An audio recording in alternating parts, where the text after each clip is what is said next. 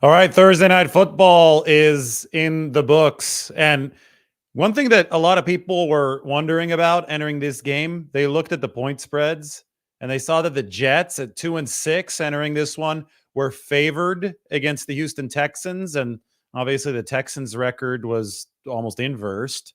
They were a winning team. And people were like, why? Just why are the Jets favored? Well, I think you saw why. They've got some potential.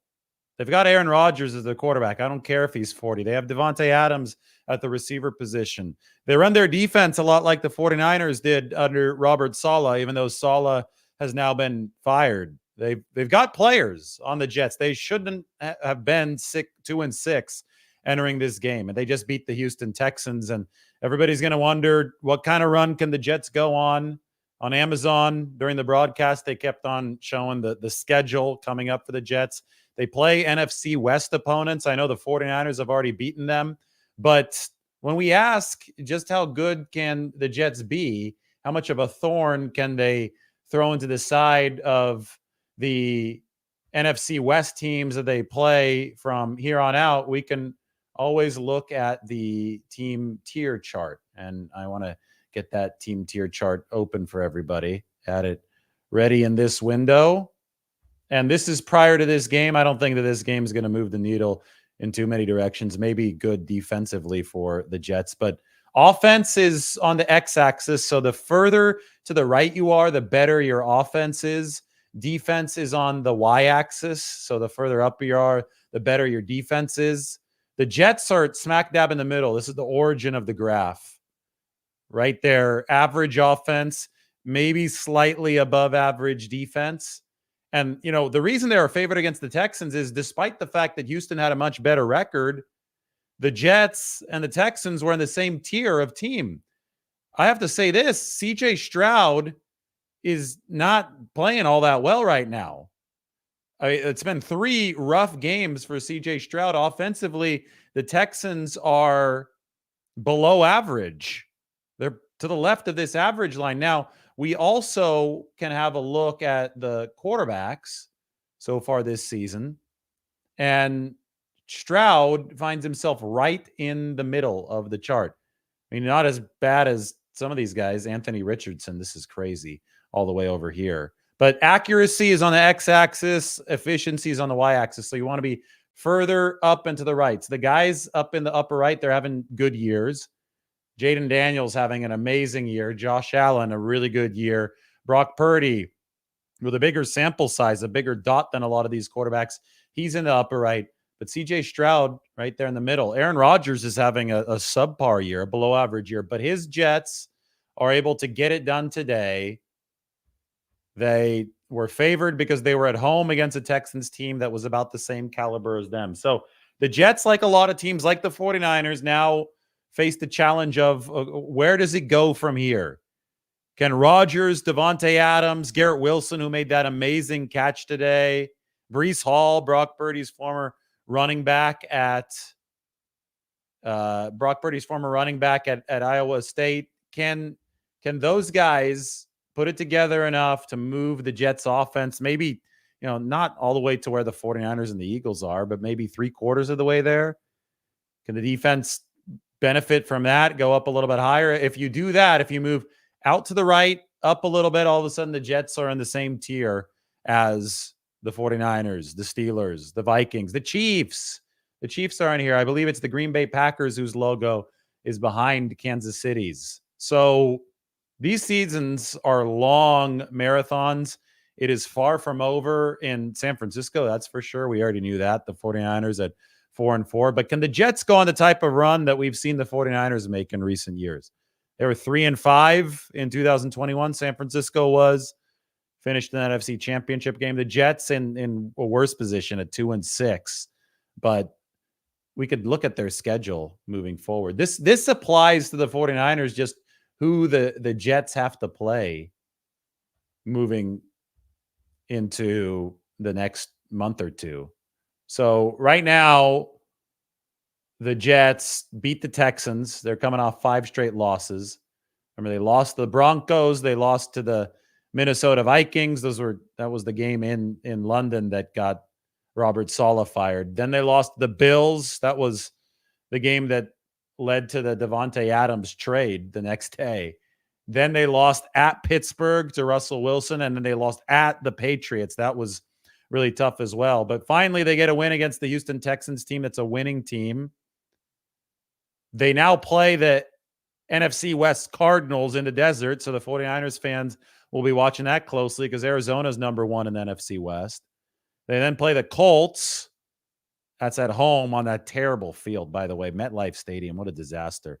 Bye week, and then it's the Seattle Seahawks. So a couple of these NFC West matchups coming up within the course of the next month or so. And then on December 22nd, they play the Rams.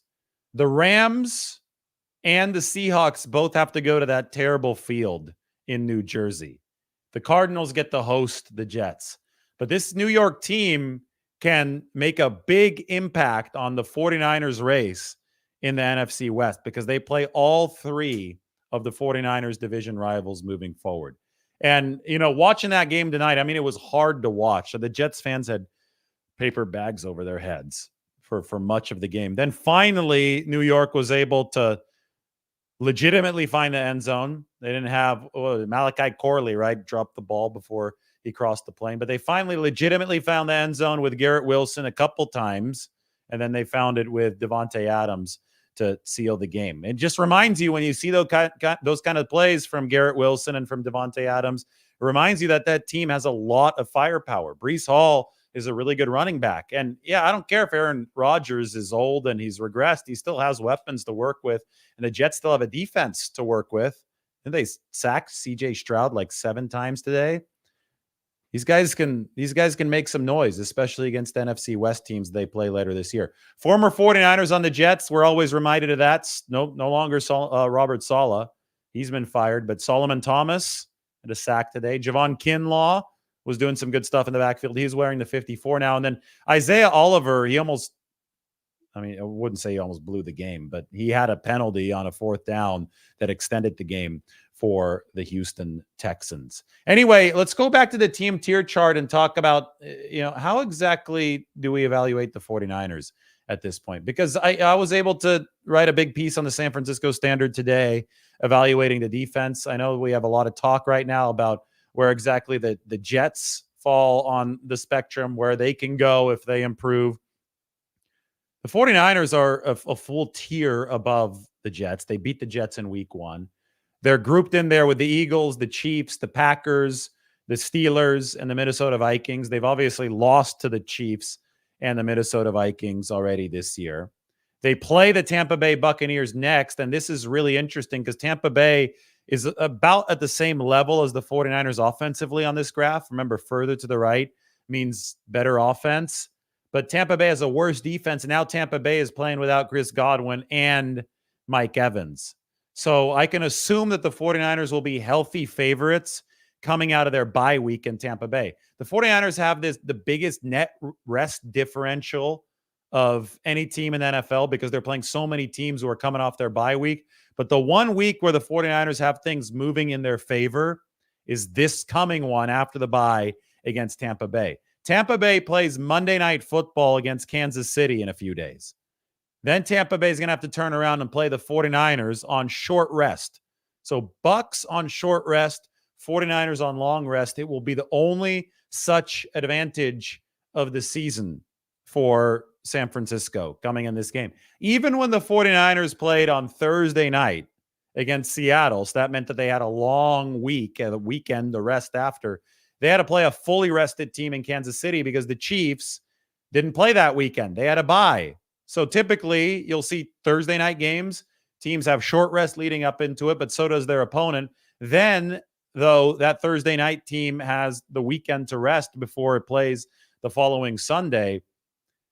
The 49ers had that, but their opponent, the Kansas City Chiefs, had the advantage because they had a full week off. They didn't have to play on Thursday or that weekend. So the 49ers, we'll see how they are able to respond to the extra rest. They already looked a whole lot better in their most recent game against the Dallas Cowboys. That being said, look at the teams the 49ers have beaten this year. It's not the most impressive list of teams. The Cowboys haven't been good. They're way down here. They're several tiers below a lot of these teams. The 49ers have beaten the Patriots, who are even worse than the Dallas Cowboys.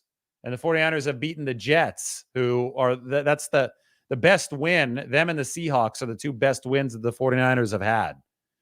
But those are both middle tier teams right near the origin of this graph who are efficiency wise worse than the 49ers. The rest of the NFC West, well, the Rams are down here, but the Rams also are just now healing up. There's a chance that the Rams are much better down the stretch than this graph would indicate. I would argue that the Arizona Cardinals, they may have peaked at this point. They're 4-4. They're at the top of the division, but that defense isn't good. They got a few breaks against the 49ers, that's for sure. We'll see how far Kyler Murray can take them. But that offense, even though it's above average, definitely weighed down by the other side of the ball. When we look at what the 49ers have to do moving forward this year, if they want to win a Super Bowl, you've got to bring this closer to what the Lions are doing and what the Bills are doing. The good news for the 49ers is that there may be natural regression from the Lions. They don't have Aiden Hutchinson anymore. And from the Bills, who are playing some otherworldly football. But that being said, the Commanders are playing better and better defense as this season progresses. So even if Jaden Daniels cools off a little bit, that's another NFC team that the 49ers may have to deal with that's in a tier above them. The 49ers need to raise their game at least a tier, right? One tier. So you do that with a little bit better offense, a little bit better defense. You get in here with the Lions and the Commanders, and you've got a legitimate shot in the postseason.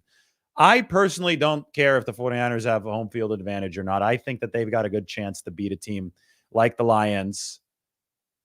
Washington's a different story because that's going to be a weather game, possibly, if they have to go to Washington in January. But a team like the Lions, that's going to be an indoor game in a dome. I think you pick Brock Purdy over Jared Goff in a dome. You pick the better quarterback in a dome, and Purdy is obviously at least a tier ahead of Jared Goff. That being said, you only do that if the 49ers are a comparable team to the Detroit Lions efficiency-wise, and right now they're not. Right now the 49ers don't run the ball as well as Detroit, and they don't stop the run as well as Detroit. And that's a big problem when you're playing a team like the Lions that can run as well as the 49ers. So what you want to do is make this, a fair fight. The 49ers do have to play the Lions, do have to play the Commanders. Eventually, they do have to play the Bills on December 1st. That's in this regular season. You want to make sure it's a fair fight. You want to make sure that you're not having to rely on special teams or some other type of fluke to win the game. And that sets the table for the 49ers trade deadline. I wrote about the defense today up on the San Francisco Standard. You'll see it right here. Is this one of the best secondaries in football? I'll tell you, has a good secondary, but they've got some injuries. They've got guys that are really hobbled. The Jets, we watched today. DJ Reed, the 49ers former cornerback, the 5th round pick. But you know what? San Francisco's got DJ Reed 2.0 now on their team. Also drafted in the 5th round, essentially to be a replacement for DJ Diamador Lenore, who might be having an all-pro season. That's what Fred Warner thinks. Lenore, though, he's played nearly 3x the snaps at nickel that he has at outside corner. Remember, the 49ers drafted DJ Reed back in, 2018? They wanted him to be an adaptable inside-outside player as well. He was the one that got away because the 49ers thought they could waive him with an injury designation back in 2020, but the Seahawks swooped him up.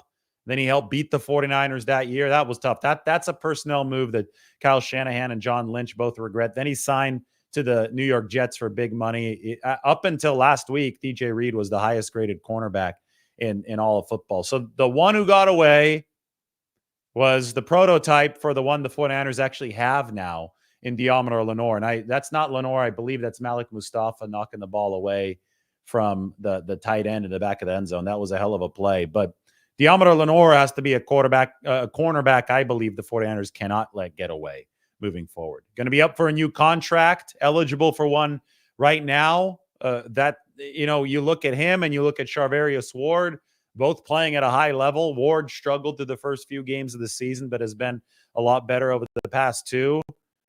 Ward, he has the all-pro cachet under his name. He's going to be worth a lot of money on the potentially open market for him this offseason.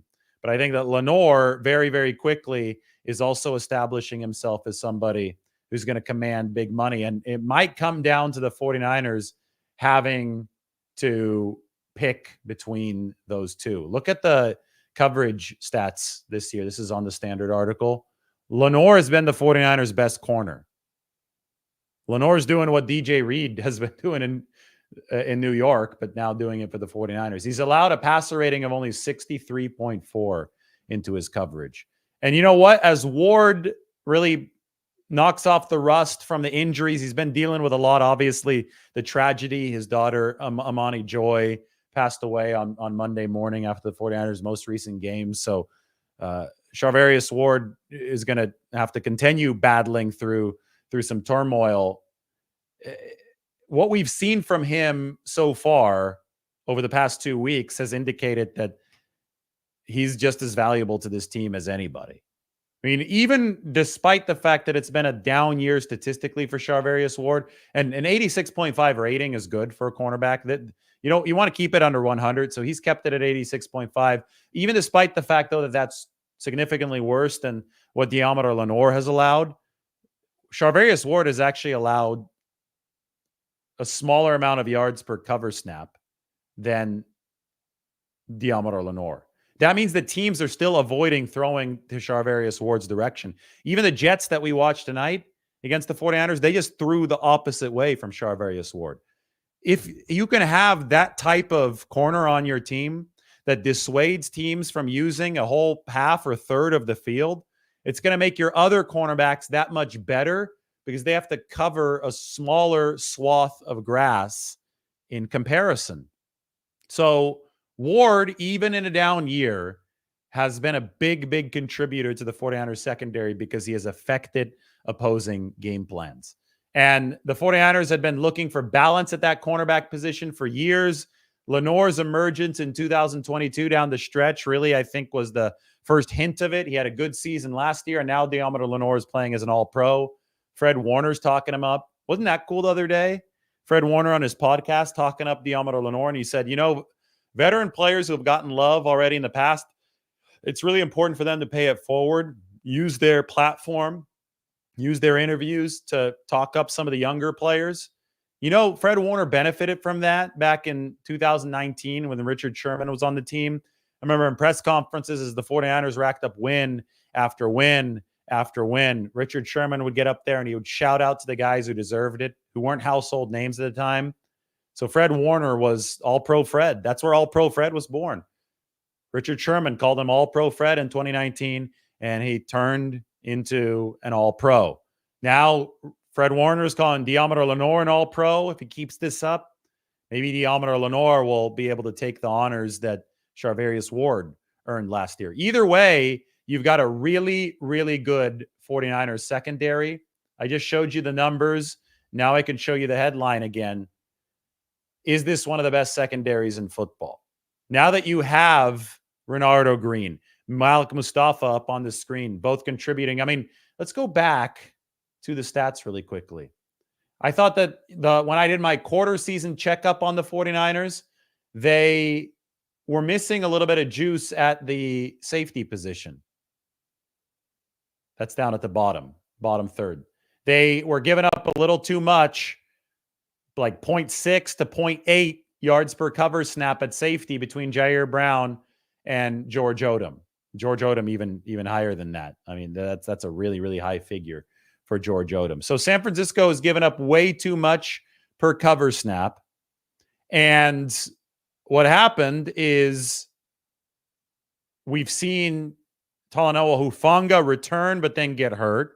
So we've seen Malik Mustafa enter the lineup, and he's given up hardly nothing. He's given up 20 yards into his coverage on 173 snaps. That is a tiny number. Yes, the 49ers love that. Jair Brown's number has reduced by about half. He was giving up way more. He's at that 0.8 range, which was too high for a safety earlier on. Now, 295 snaps, 134 yards for Jair Brown. And the ratings that they've given up, those are both solid, especially Mustafa at 46.6. But when you start intercepting passes, that rating drops, and that's what you want. The darker colors are better on this chart. So both Mustafa and Brown, they've formed a nice 49ers safety duo. Now, if you need an upgrade in coverage, it's at that linebacker 2 position. Devondre Campbell's given up quite a bit, but Fred Warner hasn't. Speaking of all-pro Fred, that should be happening again this season. Anyway, so I talk about the 49ers defense in this article up on the San Francisco Standard. I'm going to take a copy and paste here of the link. I'm going to send it to Mike. Hopefully he can put it into the description. There you go, Mike. My overarching thing, and here I have a team tier graph. This is a little different. This is DVOA, but the 49ers are in this cluster with defense adjusted value over average with some of the best teams in football. They're not far away from the Bills. They're not far away from the Lions. They're right there by the Chiefs. So you just need some marginal improvement. You need continued improvement over the season, and then you could realistically believe, if you're the 49ers, that you could take down any one of these top teams, especially if the return to health for San Francisco continues. So that was the main gist of what I was writing about. Then what I did is I zoomed in, and here's the DB chart that I just showed you. But I zoomed in on the DBs and I zoomed in on the pass rush, which we can take a closer look at here. There's a lot of darker shaded color here, and darker shade means better score. These are pass rushing productivity percentiles for the 49ers. The defensive tackles are at the bottom. The defensive ends are up at the top. Look at all that darker brown. That's what the 49ers want color-wise here. They want guys near the 90th percentile. They have a few of them. So if you get that darker color here on this chart, that means you're probably above the 80th percentile. 70th is good too. Malik Collins has been rushing the passer effectively. Javon Hargrave is unfortunately hurt, but they think they can get him back for the postseason. Kevin Givens has given the 49ers 11 pressures and 108 snaps, which is really good. Evan Anderson, that's 100 percentile stuff. 4 in 26 snaps. Hasn't gotten enough snaps for the sample to be appropriately big yet. But how about Sam Okawanu? He's been a godsend for San Francisco. Nick Bosa, obviously, at the top of his game. Leonard Floyd's been above average. 53rd pass rushing percentile means he's better than 53% of edge rushers. So you've got a lot to work with here for you, the 49ers, but I think you could still get more.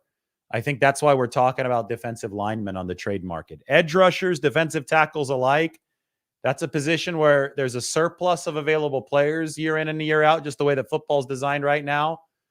And that means that you might be able to pick some guys up for very good prices. That's the most likely position at which the 49ers do make a trade, if they do make a trade here before the Tuesday, November 5th trade deadline. Anyway, those of you just joining, we watched the Jets save their season. Amazing catch by Garrett Wilson. Ugly game. I mean, Malachi Corley dropping that football really set the tone right before the goal line. Can't believe that still happens frequently in the NFL. But all that just turned into an ability for us and a good opportunity for us to look at how these teams in the NFL are doing. And I think that the Jets are underperforming record-wise versus the efficiency they've shown. I think the 49ers also are underperforming record-wise versus the efficiency they've shown. The Texans might be overperforming record-wise when you see where they are, and you saw the Jets beat them tonight. But the exciting thing is that the back half of this season is going to show us who actually is who. The NFL has a great way of allowing the cream to rise to the top. And half of the season is not enough of a sample for the schedule to work its magic. But November is generally when you do start seeing the true movement. You start to see some of the teams that were languishing in the first half overtake those in front of them. And the 49ers are in second place in the NFC West, behind only a team that's been less efficient than them down here, the Arizona Cardinals. So it's going to be fascinating stuff moving forward. This is going to be our last show of October, by the way. Very last show. It is Halloween. Hopefully everybody is enjoying their Halloween night. Mike, what's our viewership at right now? I've got almost 1,800 total, but on YouTube, I'm sure it's just a couple hundred. I'm sure that the holiday, well, maybe people are back from trick-or-treating, right? Maybe some people that are back from trick-or-treating want to watch. But we had to finish the month right, and I want to finish it good with the Q&A as well. So shoot over your questions, and we will go from there. While you are here, go to check out the article up on the San Francisco Standard. We delve deep into the stats behind the 49ers defense tomorrow. I'll put together the article on the 49ers offense, and then we'll head into the bye weekend. We'll enjoy some of these games and get ready for Christian McCaffrey's potential return to practice on Monday, Christian McCaffrey's potential return to game day action on Sunday in Tampa Bay, and obviously all of the game prep that the 49ers are going to do over the next week or so. Next Thursday, they're going to be in the midst of practice for Tampa Bay. And then we're going to have a meetup in Tampa Bay. Get ready for that. Those of you traveling to Tampa, Saturday evening, we've got to get the date and the time squared up in all finality, but that's what we're going to be doing in Tampa Bay. Fan meetup there. And then the 49ers big game against the Tampa Bay Buccaneers. That said, I'm ready to answer your questions here on this beautiful Thursday Halloween night.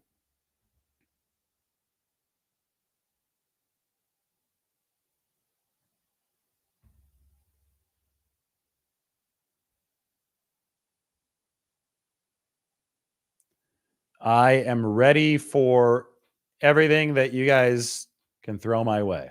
I'm not going to necessarily put it up on the screen, but I'm happy to answer. Seth, for example, is asking offense or defense at the trade deadline. I think more likely defense. Wouldn't surprise me if they added a rotational wide receiver, but defense between defensive line and the surplus of players potentially available there, and the fact the 49ers might have a need at linebacker, although that's trickier to acquire, I think defense is more likely. Tommy asked exactly what I was just saying. Will they trade for a linebacker? Probably not, but maybe, right? I think defensive line remains the most likely position. I think trades in general are not all that likely. The right circumstances have to be at play. I think that this is a season where the 49ers are more likely than not to see the right circumstance in some deals because they're trying to get a little bit better to be in firm contention. And I think it's very clear where they do need to be a little bit better. I've showed you the defensive line. I could show it to you again. We've got the graphic up on the article, up on the San Francisco Standard. You've got a lot of Brown here, which is good, but I think that you could definitely, I mean, it's Nick Bosa, Leonard Floyd, and then Sam Okawanu is preventing things from falling off a cliff here. That's great. But if you didn't have Sam Okawanu, where would you be at that edge rushing position? So more edge rushing depth can help the 49ers. That's for absolute certain. I think more defensive tackle depth can absolutely help the 49ers because of the names here that are performing well. One won't be available until the postseason at the soonest. That's Javon Hargrave. Kevin Givens has been in and out of the lineup with a groin issue. So you've got Malik Collins and then what? Evan Anderson, who's played 26 snaps. Yeah, they've been 26 good snaps. But Jordan Elliott's more of a run stopper. That's why he ranks in the second percentile in pass rushing productivity. I think if you're the 49ers, you can use more defensive linemen. That's why Brian says that he wants Dalvin Tomlinson playing for the Cleveland Browns. Now, Cleveland beat Baltimore last week, so that never helps the rally for a fire sale anywhere. I think that the Jets would have lost tonight, that we'd be asking questions about them going into fire sale mode at 2-7, but instead they're 3-6, so they're still alive, especially if they can get to 4-6. You know, it's one game at a time, but if you can get to 4-6 as the Jets, then you're just a win away from 5-6, which is a win away from 500. I know it's a long road, but they're good enough to rip off a few straight victories, especially now with Devontae Adams.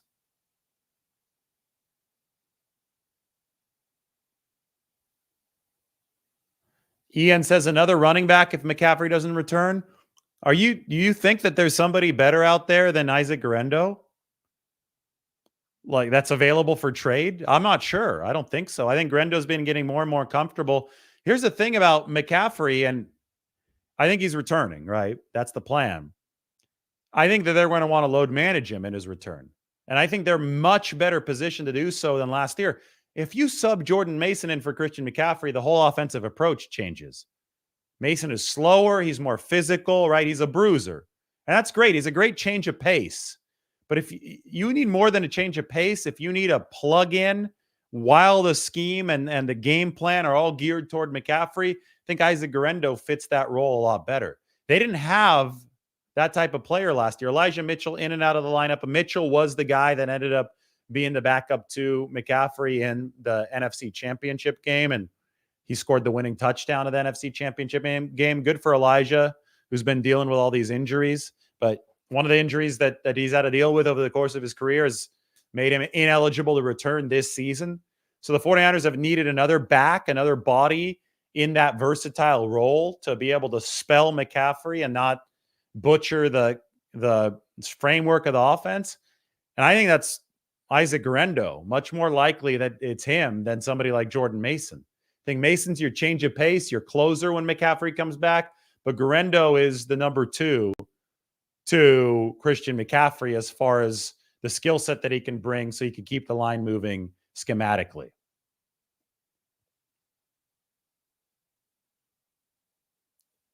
Mostert back for depth? No, I don't think so. I know that Miami, if they lose especially, I think it's Buffalo this week, right, for Miami. Could be fire sale mode in Miami. But I really think that they have a Raheem Mostert type in Isaac Guerrero. And unless they can add pieces at extremely nominal costs, I don't see the 49ers going crazy on the trade market for a position like that. If something presents itself that can move the needle in a Hall of Fame-like way, like Christian McCaffrey in 2022 when he became available, yes, that's when the 49ers will move heaven and earth to try to get a running back. But I don't see anybody that would potentially be available this year for that kind of investment.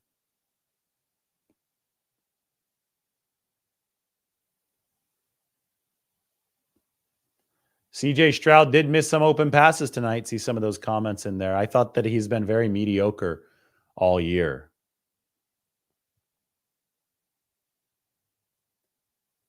Again, I've talked about the receiver issue. I don't think the 49ers go after a wide receiver 1. I think they might go after somebody like Kendrick Bourne if the price is cheap and right, just to layer depth at that position with familiar faces, familiarity with the playbook.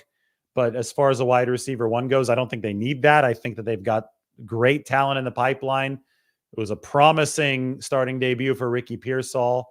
49ers have to play the balance, right? You've got to keep the draft capital. You already lost a 3rd-round comp pick for the accounting error, the salary cap accounting error. Remember when that happened around the time of the NFL owners meetings? So you have to be very careful to maintain that draft capital. The success of this 2023 draft class underscores the importance of holding on to that draft capital. Look at all the contributions the 49ers are getting from Ricky Pearsall, Renardo Green, Dominic Pooney, Malik Mustafa. You go up and down that list. It's been awesome. If you had decided to trade a 3rd or 4th round pick last year for, they did trade a 3rd round comp pick, by the way, for Chase Young, but say that you traded it for somebody that did absolutely nothing. Chase Young contributed mildly to the 49ers. Well, you traded away potentially a chance to pick Malik Mustafa for nothing. Or even if the effect is marginal, even that Chase Young pick is something the 49ers, I'm sure, would have loved to have in the NFL draft. They didn't. But anyway, they've got a lot of players this year that are already contributing with the picks that they did own, which underscores the importance of hitting on the draft picks and not being willy-nilly trading them away unless you're sure that you think that player can help you now ahead of the deadline. So is a trade likely from the 49ers? I would say probably yes. Is it certain? Hell no. So we'll see what they do. But wide receiver is a position where even if they do make a trade, I don't think it's going to be a huge swing. Ricardo asks, any chance we see Tariq Owens get some playtime? I never expected it to happen this season.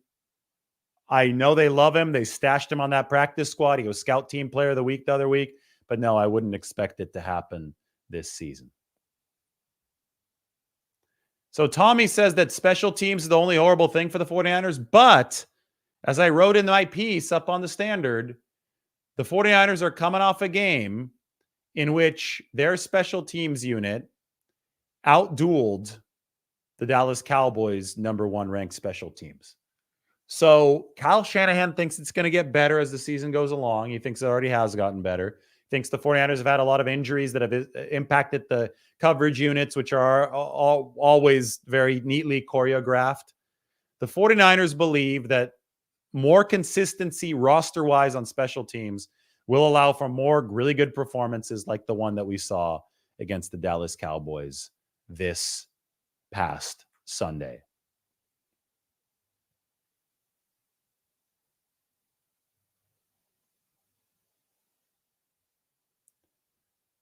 Mark asks, just curious, do the players train and take reps during a bye week or do they start next week? They don't practice as a team, but I'm sure guys are encouraged to stay in the weight room, stay in shape. Sure, guys, Brock Purdy probably throwing a little bit over the bye week. I'm sure some guys are running routes. They will reconvene for a bonus practice Monday. I'm sure they'll start doing some game planning and installation for the Bucs if they can do that on Monday, but the main practice week starts on the standard time on Wednesday. Hopefully that answers your question.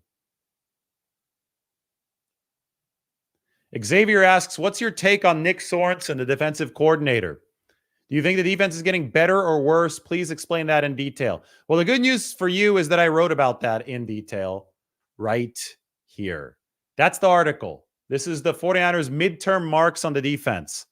And I'll give you some facts about the 49ers defense. First of all, San Francisco's defense ranks number 12 in EPA per play, but they rank number 6 out of 32 teams. Number 6 if you measure by defense adjusted value over average, which takes into account the strength of the opposition.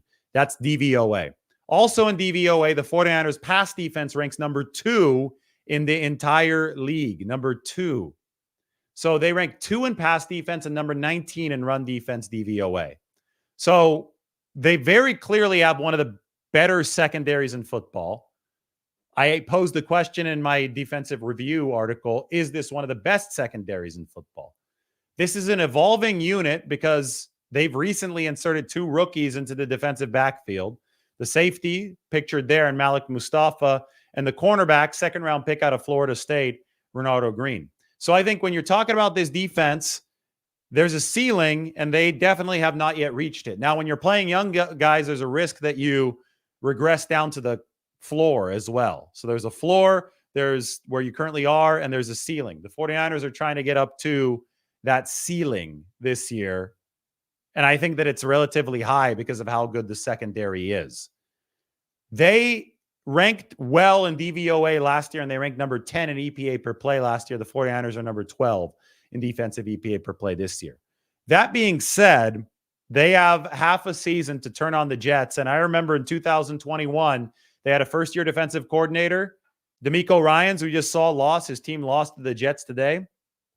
They had a first-year defensive coordinator in 2021 who struggled through the first half of the season. In fact, at this point of the 2021 season, the 49ers ranked number 23 defensively, EPA. This year, they ranked number 12. From this point on, moving forward in 2021, once DeMeco Ryans really started finding his stride as a new defensive coordinator, the 49ers ranked number 6 defensively in the NFL. So they went from number 23 to number 6. This year, they're at number 12. What are they going to be moving forward under the first-year coordinator, Nick Sorensen, as he develops more comfort? I think that it's realistic to think they could be 6, maybe even better, since they started at a higher spot this year, number 12 instead of number 23. So the question was, where exactly is the 49ers defense? The answer is they're improving. They are not a finished product yet. They gave up 2 massive plays late in that game against the Cowboys, which were inexcusable. And they still have a worse run defense than average, even though the pass defense with these young defensive backs taken over is borderline elite if they're not there yet. They're number 2 in the entire NFL. So if that defense continues evolving, the 49ers will be in a very good spot. All right, that's fun. We've talked about everything. We've talked about the New York Jets saving their season. Can they continue to save their season? Can they turn it around like the 49ers have in some years past? They have a worse record than the 49ers ever have in those years, 3-6 now for the Jets. We talked about how good the 49ers might be by looking at some team tiers. Here they are, San Francisco, basically in that second, third tier behind the Bills, the Lions, and the Commanders. Jets a lot better than I think a lot of people gave them credit for. Started to show that tonight. We saw some 49ers former players on the field, Solomon Thomas, Javon Kinlaw, and Isaiah Oliver. That's it. 40 minutes. Last show of October. So help boost the algorithm heading into November. We're the leading 49ers channel. So, I mean, gosh, so many of you have been watching this week. I'm looking at a lot of the numbers in the videos, 30,000, 20,000, 30,000. That's how you know the 49ers are starting to play better football. That's how you know that the calendar is about to turn to November. I'll give you a stat. The 49ers are 500 in pre-bye football under Kyle Shanahan. They're exactly 500. 500 record, nothing worse, nothing less. After the bye, they are 30-8. So 15-15 before the bye, 30-8 over the years after the bye week. That's over the past 3 seasons, by the way, since that 2020 season that was ravaged by injuries. So 30-8, that's damn near an 800 winning percentage for the 49ers. So they are very, very good after the bye week. They're very, very good when the calendar turns from October to November. And the calendar is about to turn from October to November. So if you're watching on YouTube, you can go check out my Twitter and you could leave a comment because you're already in the comments zone. But if you're watching on Twitter, go to David Lombardi on YouTube, click there, subscribe there, and you could leave your comments and you could leave your questions. I'll try to answer them on the next show. If you're watching on either of the 2 streams online, Twitter or YouTube, make sure to go check out the Lombardi Lounge podcast. And if you're listening on the Lombardi Lounge podcast, get to Twitter, get to YouTube, watch, and ask your questions. Final show of October in the books. Thanks for joining me this month. Happy Halloween to you. We will talk to you again in November.